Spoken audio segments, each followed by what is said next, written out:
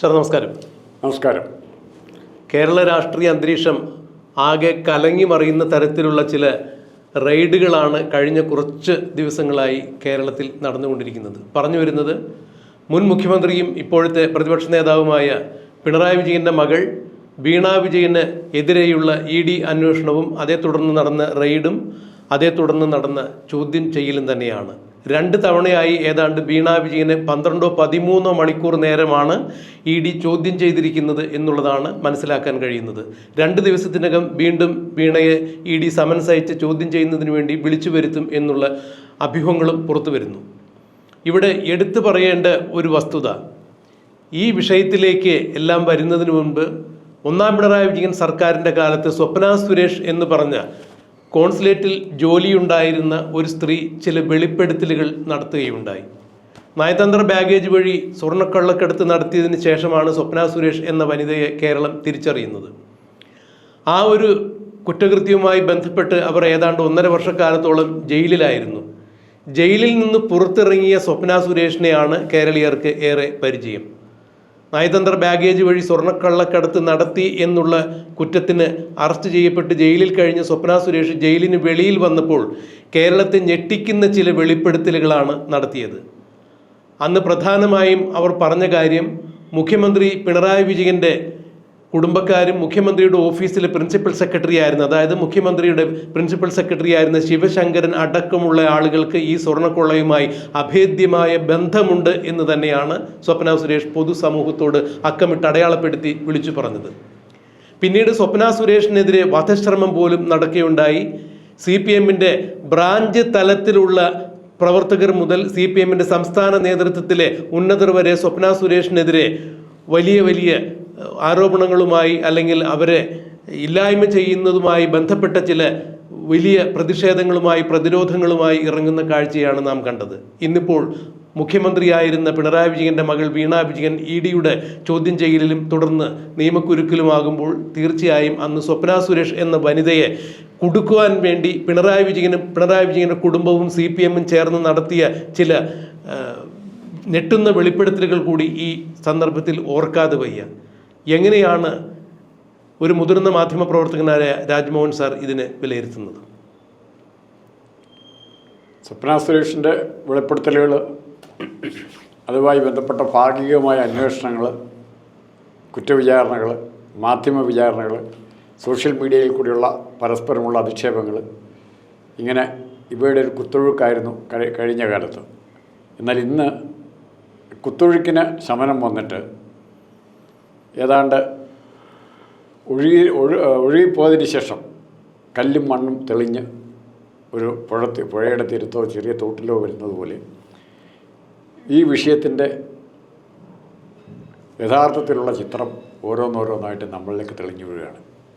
ഒന്ന് പറയാൻ സാധിക്കുന്നു, ഞാൻ 2 വ്യക്തികളാണ് രണ്ടും 2 പെൺകുട്ടികൾ, സാമാന്യ ഭംഗിയായിട്ട് കമ്മ്യൂണിക്കേറ്റ് ചെയ്യാൻ അറിയാവുന്ന പെൺകുട്ടികൾ. ഒന്ന് എക്സാലോജിക് എന്ന് പറഞ്ഞ വലിയ കമ്പനിയുടെ, അത് AKI സെൻറ്റർ തന്നെ ഓഫീസാക്കാൻ കഴിവുള്ള ഒരു കമ്പനിയുടെ managing director Veena Vijayan. 2 chief minister ഓഫീസിൽ അവിടെ അർഹതപ്പെട്ട വിദ്യാഭ്യാസ യോഗ്യത ഇല്ലാതിരുന്നിട്ട് കൂടി സ്വന്തം കഴിവുകൊണ്ട്, പ്രായോഗികമായ കഴിവുകൊണ്ട് CM ഓഫീസിൽ, പിണറായി വിജയൻ്റെ ഓഫീസിൽ ആക്സസ് നേടിയെടുത്ത സ്വപ്ന സുരേഷ്. ഈ 2 പേരും ഇന്ന് നമുക്ക് ഒരു ക്ലാസ്സിൽ തൂക്കാനായിട്ട് കിട്ടിയിരിക്കുകയാണ്. സാർ ഒന്ന് തിരുത്തിക്കോട്ടെ, സ്വപ്ന സുരേഷിൻ്റെ മൊഴി പ്രകാരം അല്ലെങ്കിൽ പലപ്പോഴായി അവർ മാധ്യമങ്ങൾക്ക് മുന്നിൽ വെളിപ്പെടുത്തിയ ചില വിവരങ്ങളുടെ അടിസ്ഥാനത്തിൽ സാറ് പറഞ്ഞതുപോലെ CMൻ്റെ ഓഫീസ് അല്ല, CMൻ്റെ ഔദ്യോഗിക വസതിയായ ക്ലിഫ് ഹൗസിലെ അടുക്കളയിൽ വരെ കടന്നു ചെല്ലാൻ സ്വാതന്ത്ര്യമുണ്ടായിരുന്ന ഒരു സ്ത്രീ ആയിരുന്നു സ്വപ്ന. അതായത് സ്വപ്ന സുരേഷിൻ്റെ ആക്സസ് എന്ന് പറഞ്ഞാൽ പിണറായി വിജയൻ എവിടെയെല്ലാം കയറി ചെല്ലാവോ അവിടെയെല്ലാം കയറി ചെല്ലാൻ മാത്രം സ്വാതന്ത്ര്യം ഉണ്ടായിരുന്ന സ്ത്രീയാണ്. പക്ഷെ വളരെ പെട്ടെന്ന് ഏത് സമയത്തും, എത്ര കൊള്ളക്കാർ പരസ്പരം ശ്രദ്ധിച്ചാൽ പോലും ഏത് സമയത്തും ഈ ഏതെങ്കിലും ഒരു കാര്യത്തിൽ അഭിപ്രായ വ്യത്യാസം ഉണ്ടായാൽ ഇത്തരം കൊള്ളകളുടെ രഹസ്യങ്ങൾ പുറത്തു വരുന്നത് ഇതിൽ പങ്കാളിയായവരിൽ ആരെങ്കിലും ഒരാൾ കാര്യങ്ങൾ പുറത്തു പറയും. അതുവരാരും അറിയില്ല. ഇപ്പോൾ കരിമണൽ കർത്തായ്ക്ക് എന്തുമാത്രം ഖനനം ഉണ്ടായിരുന്നു, ഇത് ഈ ഭരണകൂടത്തെ എങ്ങനെ ഉപയോഗിച്ചു എന്നുള്ള പുറത്തു വരുന്ന അവർ തമ്മിലുള്ള അഭിപ്രായ വ്യത്യാസം വന്നു. സ്വപ്ന സുരേഷിനെ അവിടെ നിന്ന് മാറ്റി നിർത്തേണ്ടി വന്നു. സ്വർണ്ണക്കടത്തിൻ്റെ കാര്യം പുറത്തു വരുന്നത് എങ്ങനെയാണ്? ഇത് ക്രമത്തിലേ വരുള്ളൂ. പിന്നെ ഇതിലേറ്റവും പ്രധാന സാക്ഷി കൂടുതൽ വിവരങ്ങൾ തരാൻ സാധിക്കുമായിരുന്ന ശിവശങ്കർ ദൗർഭാഗ്യവശാൽ ഇന്ന് നമ്മളോട് സംസാരിക്കാനുള്ള സ്ഥിതിയിലല്ല. അദ്ദേഹത്തിന് പബ്ലിക്കുമായിട്ട് കോൺടാക്ട് ചെയ്യാൻ സ്വാതന്ത്ര്യമുണ്ടോ എന്നും നമുക്കറിയത്തില്ല. പിന്നെ അടുത്തത് പിണറായി വിജയൻ ഭയപ്പെടേണ്ടിയിരുന്നത്, പിണറായി വിജയനോട് യാതൊരു കമ്മിറ്റ്മെൻറ്റും ഇല്ല, മാനസികമായ യാതൊരു കമ്മിറ്റ്മെൻറ്റും സ്വപ്ന സുരേഷിനില്ല. സാമ്പത്തികമായ ഇടപാടുകൾ മാത്രം, അത് യു എ എംബസി വഴി നടത്തിയ ഇടപാടുകൾ മാത്രം. പക്ഷേ സ്വപ്ന സുരേഷ് നാളെ എതിര് പറഞ്ഞാൽ, ഒരു അപ്രൂവറായാൽ, കുറ്റസമ്മതം വഴി നടത്തുന്ന ഒരു സ്റ്റേജിലേക്ക് മാറിക്കഴിഞ്ഞാൽ പിണറായി വിജയനും വീണ വിജയനും ശിവശങ്കറും അജിത് കുമാറും ഇങ്ങനെയുള്ളവരെ എന്തിനാ ഇ പി ജയരാജൻ വരെ എവിടെ നിൽക്കും? അതുകൊണ്ട് എങ്ങനെയെങ്കിലും സ്വപ്ന സുരേഷിനെ നിശബ്ദയാക്കണം എന്നുള്ള ഉദ്ദേശത്തോടെയാണ് അവർ ബാംഗ്ലൂരിലേക്കാൻ തോന്നിയത്. പക്ഷേ ഇവർ ഒരു കണക്കൂട്ടൽ തെറ്റി. ആയുഷ്കാലം പിണറായി വിജയൻ തന്നെയായിരിക്കും അധികാര കസേരയിൽ നിന്നും തകർന്നടിഞ്ഞ കോൺഗ്രസിന് ഫലപ്രദമായി ഫൈറ്റ് ചെയ്യാൻ പോലുള്ള കഴിവില്ല എന്നും നിങ്ങൾക്ക് എന്ത് ചെയ്യാൻ പറ്റി എന്നുള്ള മട്ടിൽ വെല്ലുവിളിച്ച്, ഇത്രയും കുഴപ്പങ്ങൾ ഇവിടെ ഉണ്ടായിട്ട് വെല്ലുവിളിച്ച് ചോദിച്ചുകൊണ്ടിരുന്നൊരു ഭരണകക്ഷം അല്ലെങ്കിൽ പിണറായി വിജയൻ്റെ നേതൃത്വമാണ് ഇവിടെ ഉണ്ടായിരുന്നത്. അതിന് മറുപടി പറയാൻ എന്ത് പറഞ്ഞാലും അന്നത്തെ കാലത്തെ കോൺഗ്രസ് നേതാക്കന്മാർക്കോ KPCCക്കോ സാധിച്ചില്ല, അല്ലെങ്കിൽ അതിനെതിരായി സജീവമായൊരു പ്രക്ഷോഭ രംഗത്തെ കൊണ്ടുവരാൻ പറ്റില്ല. പക്ഷേ ഇവിടെ ആ പ്രക്ഷോഭം ഏറ്റെടുത്തത് കേരളത്തിൻ്റെ പൊതു മനസാക്ഷിയാണ്. കാണണം, പിണറായി വിജയനുള്ള സമരം ഏറ്റെടുത്തത് കേരളത്തിൻ്റെ പൊതു മനസാക്ഷിയാണ്. അതിനകത്ത് രാഷ്ട്രീയം ഇല്ലായിരുന്നു. എല്ലാ വിഭാഗത്തിൽപ്പെട്ട ജനങ്ങളും പിണറായി വിജയനും പിണറായി വിജയൻ്റെ ഓഫീസും PCC ഉൾപ്പെടെയുള്ളവർ, അജിത് കുമാർ ഉൾപ്പെടെയുള്ളവർ കള്ളത്തരമാണ് ചെയ്യുന്നത്, കേരളത്തെ കൊള്ളയടിച്ചുകൊണ്ടിരിക്കുക എന്നുള്ള നല്ല ബോധ്യമുണ്ടായി. സാർ, ഇവിടെ എല്ലാം എടുത്തു പറയേണ്ട ഒരു വസ്തുത, അന്ന് സ്വപ്ന സുരേഷ് ഇത്തരം ഗുരുതരമായ ആരോപണങ്ങൾ ഉന്നയിക്കുമ്പോഴും നമ്മൾ പുറത്ത് പറഞ്ഞു കേൾക്കുന്നതോ അല്ലെങ്കിൽ കാണുന്നതോ ആയ ആളുകളല്ല യഥാർത്ഥത്തിൽ ഇതിൻ്റെ പിറകിലുള്ള ബ്രെയിൻ, അതായത് മാസ്റ്റർ ബ്രെയിൻ ഇവരാരുമല്ല. വലിയ വലിയ തിമിംഗലങ്ങൾ, വൻ സ്രാവുകൾ വലയ്ക്ക് ഉള്ളിൽ കുടുങ്ങാതെ ഇപ്പോഴും വല പൊട്ടിച്ച് പുറത്ത് നടക്കുന്നു, അല്ലെങ്കിൽ അവരെ പിടിക്കാനുള്ള വല ഇവരുടെ കയ്യിലില്ല എന്നൊക്കെ തരത്തിൽ ആലങ്കാരികമായ ഭാഷയിലാണ് അന്ന് സ്വപ്ന മനോഹരമായ ഇംഗ്ലീഷിൽ വെളിപ്പെടുത്തിയിരുന്നത്. സ്വപ്ന പറഞ്ഞ കാര്യങ്ങൾ, അന്നും സ്വപ്ന വിരൽ ചൂണ്ടിയിരുന്നത് മുഖ്യമന്ത്രി ആയിരുന്ന പിണറായി വിജയൻ്റെ മകൾ വീണ വിജയൻ തന്നെയാണ് സംസ്ഥാനവുമായി ബന്ധപ്പെട്ട് നടക്കുന്ന എല്ലാ അനധികൃത ഇടപാടുകളുടെയും മാസ്റ്റർ ബ്രെയിൻ എന്നുള്ളത് തന്നെയാണ് സ്വപ്ന സുരേഷ് ചൂണ്ടിക്കാണിച്ചിരുന്നത്.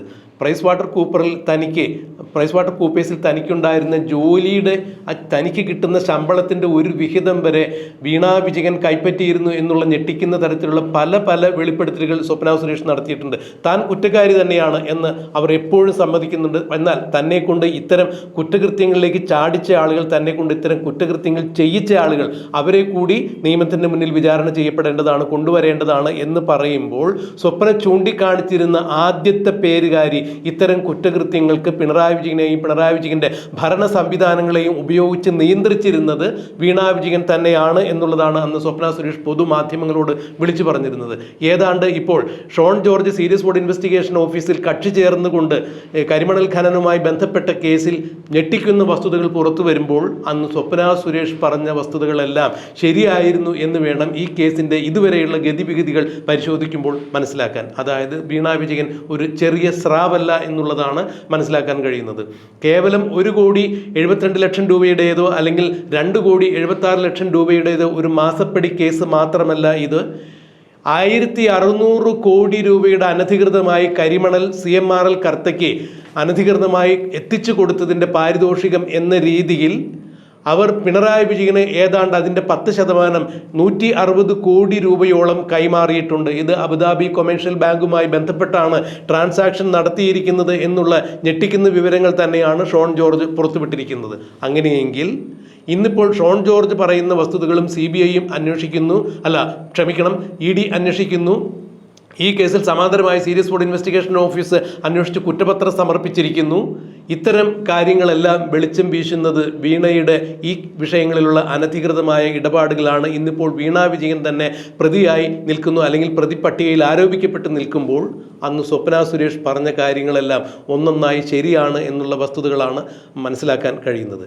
ഇവിടെ ഇനി ഏത് തരത്തിലുള്ള അന്വേഷണമാണ് വീണാ വിജയനെയും പിണറായി വിജയനെയും രക്ഷിക്കുന്നതിന് വേണ്ടി ഉണ്ടാകാൻ പോകുന്നത് എന്നുള്ളതാണ് സാമാന്യ ജനത്തിനുള്ള ആശങ്ക. അതായത് പലപ്പോഴും കേന്ദ്രത്തിലുള്ള പിടിപാടുകൾ ഉപയോഗിച്ച് ലാവ്ലിൻ കേസ് പോലുള്ള പല കേസുകളിൽ നിന്നും പിണറായി വിജയൻ വഴുതി മാറി നിൽക്കുന്നു എന്നുള്ളൊരു ആരോപണം പൊതുസമൂഹത്തിനിടയിൽ അല്ലെങ്കിൽ പൊതുബോധ്യത്തിൽ അങ്ങനെ ഒരു വസ്തുത നിലനിൽക്കുമ്പോൾ ഇന്നിപ്പോൾ ED അന്വേഷണമോ അല്ല എന്നുണ്ടെങ്കിൽ സീരിയസ് ബോർഡ് അന്വേഷണം മാത്രമല്ല ഈ കേസിൽ വേണ്ടത് എന്ന് ഷോൺ ജോർജ് പറയുന്നു. ഷോൺ ജോർജ് എടുത്ത് പറയുന്നു, ഇതിൽ രാജ്യാന്തര കുറ്റകൃത്യങ്ങൾ നടന്നിരിക്കുന്നു, രാജ്യദ്രോഹപരമായ കുറ്റകൃത്യങ്ങൾ നടന്നിരിക്കുന്നു, അതുകൊണ്ട് ഇതിൽ NIA വരണം, CBI വരണം എന്നൊക്കെ ഷോൺ ജോർജ് പറയുന്നു. അത് വ്യക്തമായും നമുക്ക് മറ്റൊരു എപ്പിസോഡിൽ ചർച്ച ചെയ്യാം. എന്നാൽ അന്ന് സ്വപ്ന സുരേഷ് പറഞ്ഞത് കാര്യങ്ങൾ ഇപ്പോൾ ഏതാണ്ട് ശരിയായി വരുന്നു എന്ന രീതിയിലേക്ക് കാര്യങ്ങൾ നീങ്ങുമ്പോൾ കേരളത്തിൽ എന്താണ് യഥാർത്ഥത്തിൽ സംഭവിച്ചു കൊണ്ടിരുന്നത് എന്നുള്ളത് ഇപ്പോഴും മറനീക്കി പുറത്തു വന്നിട്ടുണ്ടോ എന്നുള്ളതാണ് എനിക്ക് സാറിനോട് ചോദിക്കാനുള്ളത്. പുറത്ത് വന്നിട്ടുണ്ടോ എന്നുള്ള ചോദ്യത്തേക്കാൾ കൂടുതൽ ഒന്ന് അത് VD സതീശൻ തന്നെ സമ്മതിക്കണം, അല്ലെ രമേശ് ചെന്നിത്തല സമ്മതിക്കണം. കേരളത്തിൽ സ്വർണ്ണക്കടത്തുമായി ബന്ധപ്പെട്ട കേസിൽ അല്ല ആ കേസിലെങ്കിലും അതുമായി ബന്ധപ്പെട്ട വിഷയങ്ങളിലെങ്കിലും കേരളത്തിൻ്റെ പ്രതിപക്ഷ നേതാവ് മറ്റാരുമായിരുന്നില്ല, ഷോൺ ജോർജ് ആയിരുന്നു. ഷോൺ ജോർജ് പുറത്തു കൊണ്ടുവരികയും അതിനുവേണ്ടി ഫൈറ്റ് ചെയ്യുകയും ചെയ്ത രീതി, അതുപോലെ അത്രയും മുന്നോട്ട് വരാൻ കോൺഗ്രസിൻ്റെ പ്രതിപക്ഷ നേതാക്കൾക്ക് ആർക്കും, സതീശനും പറ്റില്ല, രമേശിനും പറ്റില്ല, കുഞ്ഞാലിക്കുട്ടിക്കും പറ്റില്ല, മറ്റേ PJ ജോസഫിനും പറ്റില്ല, ആർക്കും പറ്റില്ല. പക്ഷേ ഈ ഇഷ്യൂ സജീവമായി നിലനിർത്തുകയും ഇത് കൺവിൻസിംഗ് ആയിട്ട് ജനങ്ങളുടെ മുമ്പിൽ ചാനലുകളിൽ വന്നിരുന്ന് പരസ്യമായിട്ട് പറയുകയും ചെയ്തയാൾ ഷോൺ ജോർജാണ്. അന്ന് ഷോൺ ജോർജ് ചെറിയ പാർട്ടിയുടെ ആളാണ്, PC ജോർജിൻ്റെ മകനാണ്, PC ജോർജിൻ്റെ സ്വഭാവം തന്നെയുണ്ട്, ഇല്ലാത്തെല്ലാം വിളിച്ച് പറയാൻ യാതൊരു കാര്യമില്ല എന്നുള്ള രീതിയിൽ ഷോൺ ജോർജിനെ അവഗണിക്കാൻ ശ്രമിച്ചവരുണ്ട്. അതിനെല്ലാം മറികടന്നുകൊണ്ട് ഷോൺ ജോർജ് മുന്നോട്ട് വെച്ച കാര്യങ്ങൾ, സ്വപ്ന സുരേഷ് പറഞ്ഞ കാര്യങ്ങളുമായി പരസ്പരം ഇഴചേരുമ്പോൾ അവിടെ പിണറായി വിജയൻ ആ സ്ഥാനത്ത് പ്രതിസ്ഥാനത്ത് കേരളത്തിൽ നിന്നുള്ള നമ്പർ 1 പ്രതിയായിട്ട് കാണാം. പിന്നെ വീണ്ടും പല പേരുകൾ വരുന്നുണ്ട്. എന്തിന് അവയവ കച്ചവടത്തിൻ്റെ കാര്യത്തിൽ പോലും ഇത്തരം കൂട്ടുകെട്ടുകളെക്കുറിച്ചുള്ള വാർത്തകളാണ് പുറത്തു വരുന്നത്. The most sought after businessman from Kerala അതിനകത്ത് വന്നേക്കാം എന്ന് പറയുന്നുണ്ട്. ആരാന്നറിയത്തില്ല, എനിക്കറിയത്തില്ല. ലോക മുതലാളി എന്ന് വിശേഷിപ്പിക്കപ്പെടുന്ന കളക്ഷൻ. അപ്പോൾ ഇങ്ങനെയുള്ള സാഹചര്യങ്ങളാണ് കേരള രാഷ്ട്രീയത്തിൽ കഴിഞ്ഞ 10 വർഷമായിട്ട് നിലനിന്നിരുന്നത്. കോൺഗ്രസിൻ്റെ പ്രശ്നം വെച്ചാൽ അത്തരം തെറ്റുകളെ കാണുകയും അറിയുകയും ഒന്ന് വിളിച്ചു പറയുകയും ചെയ്യും, ഒരു ചാനൽ ഇൻ്റർവ്യൂവിൽ പറയുകയും ചെയ്യും. അതിനപ്പുറത്തേക്ക് അത് പെർസ്യൂ ചെയ്യാൻ പറ്റിയിട്ടില്ല എന്ന് കോൺഗ്രസ്സുകാരും സ്വയം സമ്മതിക്കണം. അതുകൊണ്ട് ഈ കേസ് അന്വേഷിക്കാൻ കേരളത്തിൻ്റെ ജനങ്ങൾ വഴിയിലേക്ക് ഇറങ്ങേണ്ട ഒരു സിറ്റുവേഷൻ വരണം. അതിനുള്ള സാഹചര്യങ്ങൾ ഉണ്ടായിക്കൊണ്ടിരിക്കുന്നു, ഉണ്ടാകുമെന്ന് തന്നെയാണ് പ്രതീക്ഷിക്കുന്നത്.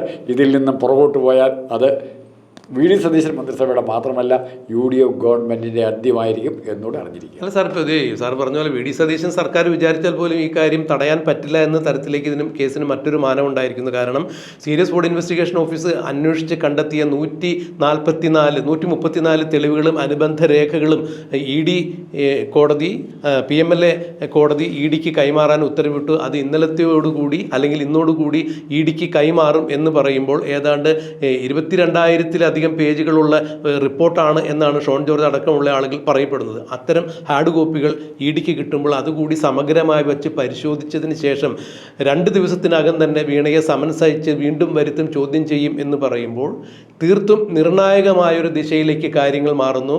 വീണ എന്ന ആ ഒരു, അതായത് മുൻ മുഖ്യമന്ത്രിയായ പിണറായി വിജയൻ്റെ മകളെ ചോദ്യം ചെയ്ത് ED മുന്നോട്ട് പോകുമ്പോൾ തീർച്ചയായും ഇതിലെ കുറ്റവാളി ആരാണ് എന്നുള്ളത്, യഥാർത്ഥ വില്ലൻ അല്ലെങ്കിൽ യഥാർത്ഥ വില്ലത്തി ആരാണ്, യഥാർത്ഥ ക്രൈം ചെയ്തത് ആരാണ് എന്നുള്ളത് മിക്കവാറും മറനീക്കി പുറത്തു വരാൻ സാധ്യതയുണ്ട് എന്ന് ഷോൺ ജോർജ് പറയുന്നതിനെ അടിസ്ഥാനമാക്കി നമ്മൾ ചിന്തിച്ചു കഴിഞ്ഞാൽ വമ്പൻ സ്രാവുകൾ കുടുങ്ങാനുള്ള സാധ്യതയുണ്ട്. അത് എന്ന് കുടുങ്ങും എന്നുള്ളത് നമുക്കും കണ്ടറിയാം, എപ്പോൾ കുടുങ്ങും എന്നുള്ളത് കണ്ടറിയാൻ കാത്തിരിക്കുക.